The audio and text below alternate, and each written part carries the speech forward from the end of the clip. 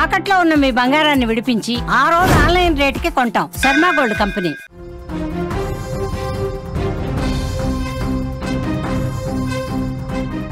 కూకట్పల్లి సహస్ర కేసులో కొత్త విషయాలు బయటకు వస్తున్నాయి. కోర్టు అనుమతితో బాలుడిని విచారించారు. దొంగతనం కోసం వచ్చి హత్య చేసినట్టుగా కాదని చెప్పి పోలీసులు విచారణలో వెల్లడైంది. బ్యాట్ కోసమే సహస్ర ఇంట్లోకి ఆ బాలుడు ప్రవేశించాడు.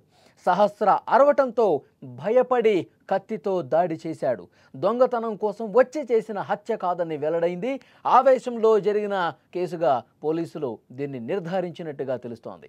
హైదరాబాద్ను ఒక్కసారిగా ఉలిక్కిపడేలా చేసిన కూకట్పల్లి సహస్ర హత్య కేసులో ఇప్పుడు ఒక కొత్త మలుపు కనిపిస్తోంది.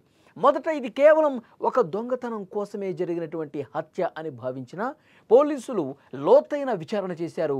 దిమ్మదిరిగే నిజాలు బయటకు వస్తూ ఉన్నాయి.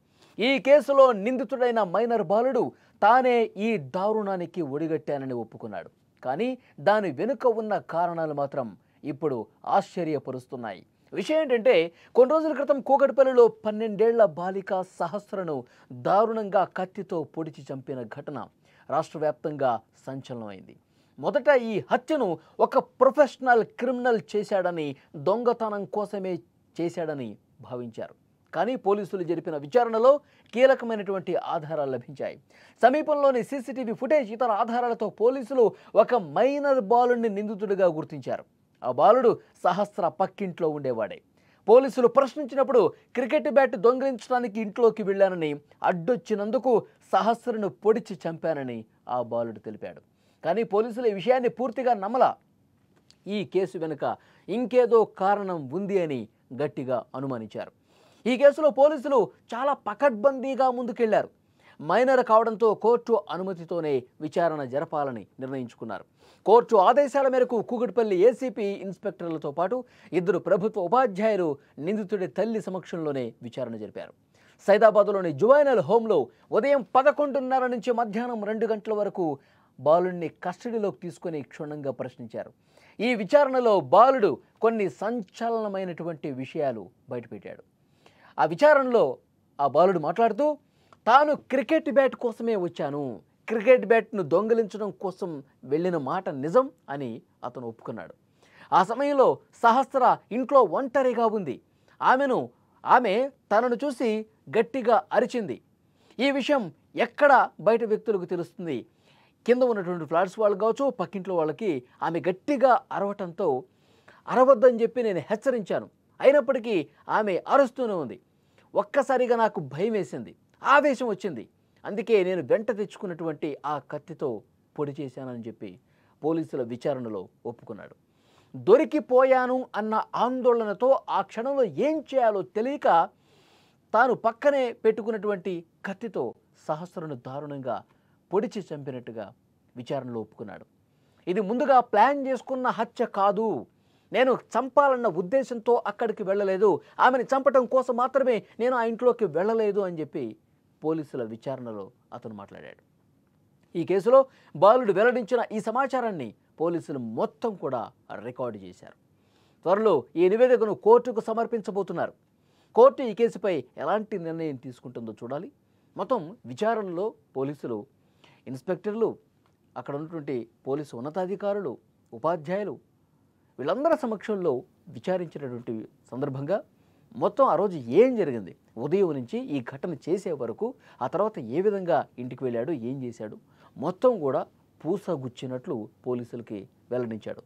నేను వెంట కత్తి తీసుకెళ్ళాను వాస్తవమే, కానీ నేను బ్యాట్ కోసం వెళ్ళాను. ఆ బ్యాట్ అంటే నాకు చాలా ఇష్టం, నేను రెగ్యులర్గా క్రికెట్ ఆడుతూ ఉంటాను ఫ్రెండ్స్తో.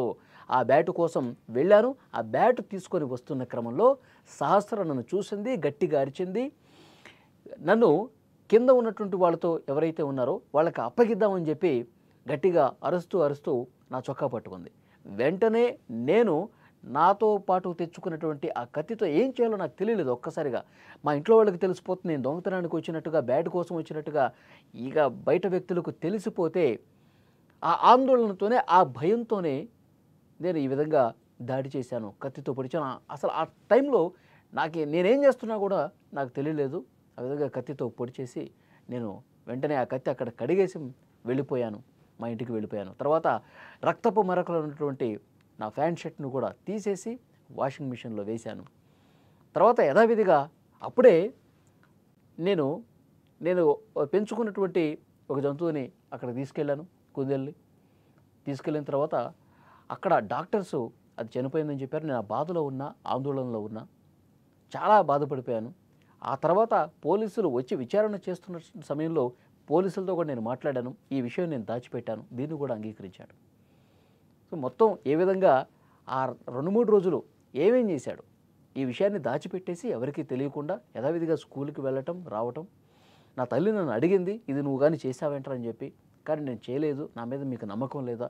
ఇవన్నీ కూడా ఈ ఘటన తర్వాత బయట ఏం చేశాడు, ఇంట్లో ఎలాంటి డిస్కషన్స్ జరిగాయి అన్నీ కూడా చెప్పినట్టుగా తెలుస్తుంది. కానీ నేను చంపటం కోసం మాత్రం వెళ్ళలేదు, బ్యాటు కోసం వెళ్ళి సహస్ర అరిచింది కాబట్టి పొడిచి చంపానని కూడా చాలా స్పష్టంగా విచారణలో ఒప్పుకున్న పరిస్థితి ఉంది.